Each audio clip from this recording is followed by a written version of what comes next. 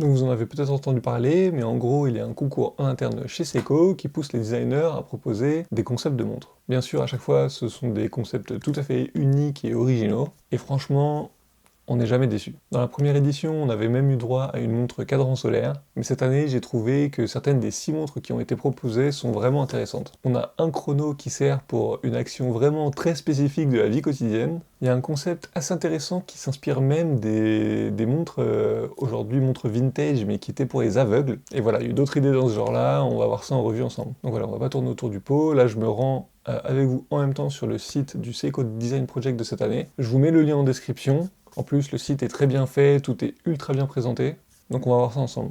Je vais commencer par les montres qui m'ont moins plu, on va garder les meilleures pour la fin, en tout cas qui moi m'ont moins parlé.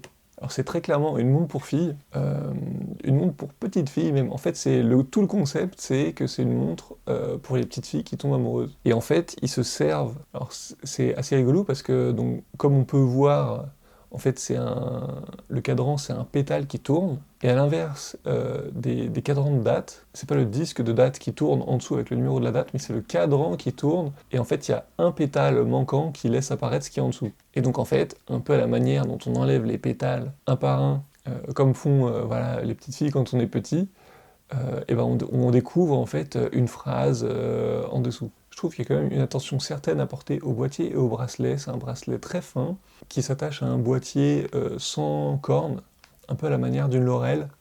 Donc la Seiko Laurel qui est vraiment une des premières montres qu'ils aient faites quoi.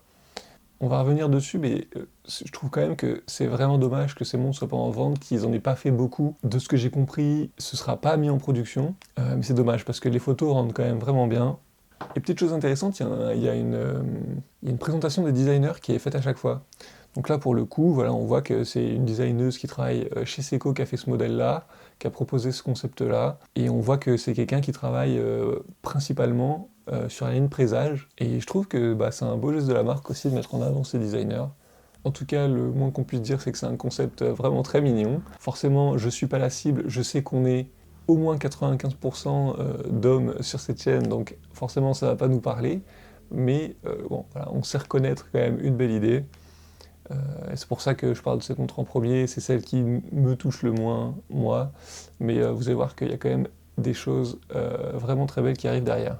La montre d'après, c'est la montre qui a été designée par Kento Ito. C'est un designer chez Seiko qui travaille beaucoup sur la gamme Astron, mais il a l'air de venir d'un monde autre que le design horloger. Voilà, il a fait du mobilier, etc. avant. Et il nous propose une montre pour les DJ. Et donc en fait, il y a surtout un gros travail sur le lume.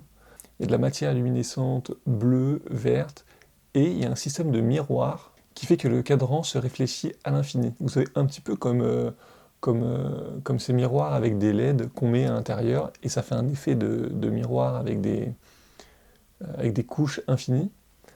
Et ben voilà, cette montre reprend un peu cette idée-là. Et je trouve que c'est pas une montre qui a vraiment une utilité pour les DJ. Donc c'est pour ça que je trouve qu'il a un peu botté en touche quelque part, mais visuellement ça rend bien. D'ailleurs sur le bracelet, il y a une ligne tout en lume aussi qui a été ajoutée. Et en fait, oui voilà, c'est pas forcément du lume, c'est qu'il y a et du lume et de la matière qui réagit aux UV, pardon. Donc c'est là que forcément en club, il y a beaucoup de lumière noire. Et donc il y a et des parts en lume en verte et des parts qui réagissent, qui brillent à la lumière noire en bleu. Donc en fait, on peut avoir la montre juste avec du lume, juste avec de la lumière noire, et aussi, en fait, ou les deux en même temps, ce qui offre en fait des affichages assez différents. On a une matière luminescente rouge aussi, sur une des aiguilles. Visuellement, il y a vraiment quelque chose, même si ça n'a pas grande utilité, on va dire. En tout cas, ça fait vraiment moderne et presque futuristique en fait. Et donc là, on arrive dans les 4 dernières. Et pour le coup, les 4 dernières, c'est 4 modèles qui m'ont vraiment parlé. J'ai trouvé que c'était vraiment des concepts très cool, très intéressants et surtout avec beaucoup d'imagination. Celle-ci, on va en parler parce que c'était l'époque il n'y a pas très longtemps, mais il y a un des designers, c'est Takuya Matsumoto, qui travaille habituellement sur King Seiko et les présages. Il travaille chez Seiko depuis quand même 2010, et en fait, il a tout simplement inventé la montre du Père Noël. Et vraiment, le rendu est trop bien, il y a trop de détails. Alors déjà, tout le cadran est en lume pour pouvoir voir dans la nuit, mais il y a un cache qui peut se rabattre en fait par-dessus tout le cadran. Voilà, ils expliquent ça, c'est marrant parce qu'ils font des petites explications et tout, mais tous les choix sont justifiés. Voilà, il dit que c'est pour pas qu'il soit repéré dans le noir et qu'il reste discret, par exemple. Ce cache qui vient se rabattre sur le cadran, d'ailleurs, est gravé avec l'étoile du Nord, etc. Il y a la couronne à 6 heures aussi, c'est assez original. Il y a un beau bracelet en cuir avec une couche de cuir qui vient même sous le cadran, parce que sinon le contact du métal à la peau, c'est froid.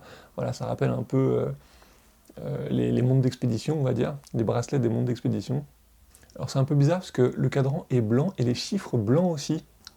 Mais vu qu'il travaille techniquement que la nuit, en fait, ce qui se passe, c'est que les chiffres blancs avec le lume qui est allumé dans la nuit, bah, au final, ça fait dans la nuit un cadran vert avec des chiffres noirs. Mais sinon, de jour, c'est vraiment blanc sur blanc, donc c'est une idée assez rigolote aussi. On a la petite trotteuse avec le cerf, et surtout, en fait, l'aiguille avec une étoile, et bah, c'est une aiguille de GMT, c'est une montre GMT, mais en 24 heures. C'est-à-dire que l'heure principale est en 24 heures, donc ça fait que un tour en 24 heures. Et la GMT bien sûr aussi. Donc voilà, je trouve que c'est plein d'idées, c'est plein d'idées un peu originales comme ça. Vraiment, tous les choix sont justifiés. Et puis les rendus sont super beaux, ça rend vraiment très bien, et c'est ultra crédible, je trouve. Celle d'après, elle m'a aussi fait beaucoup rire, c'est le fameux chrono dont je vous parlais au début de la vidéo.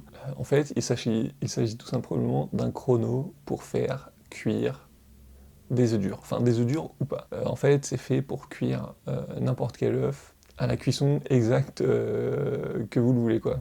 Donc déjà, les couleurs sont super cohérentes.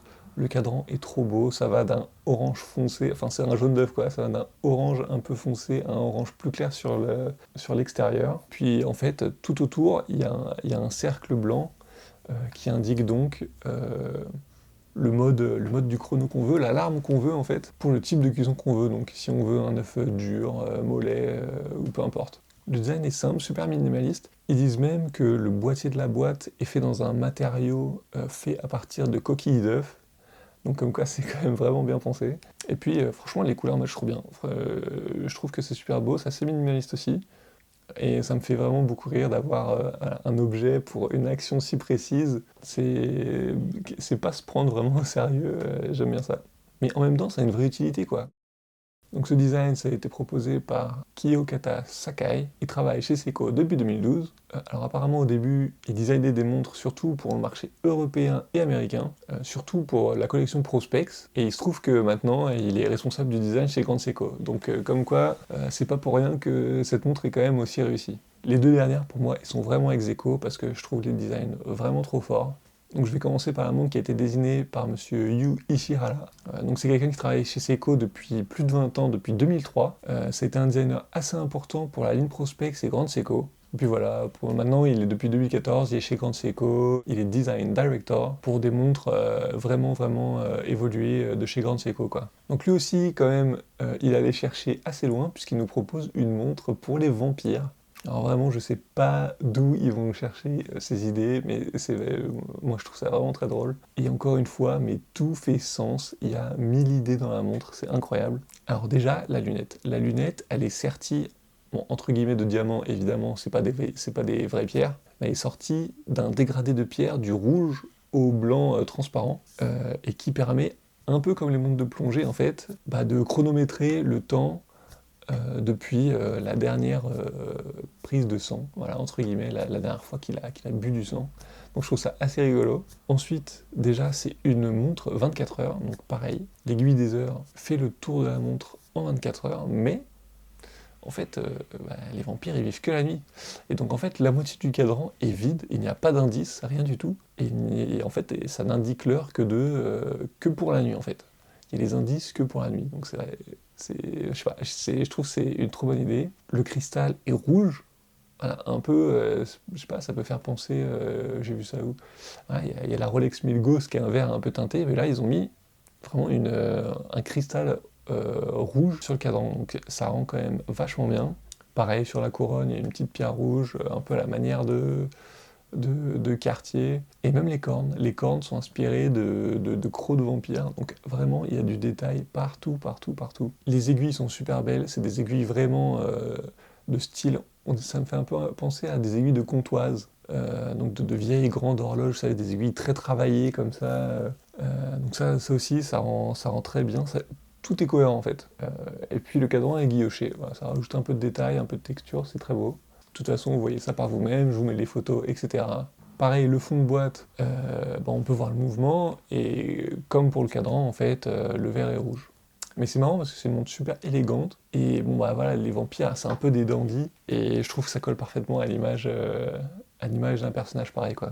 Et là, on arrive à la dernière montre.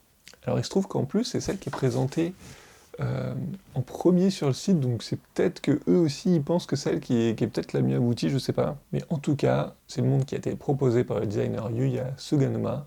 Donc il a rejoint Seiko en 2021, et c'est un designer qui travaille surtout sur les Seiko 5.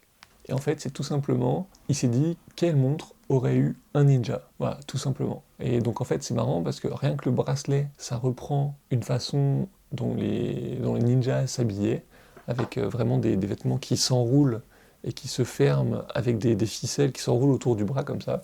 Ensuite, bien sûr, toute la montre est noire, absolument tout. Le cadran, les indices, les aiguilles, la case, le bracelet, tout est noir forcément, parce qu'il faut rester discret.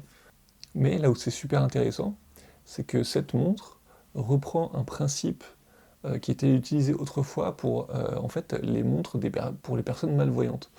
À l'époque, il y avait des montres où en fait on pouvait soulever le verre et tout simplement toucher les aiguilles.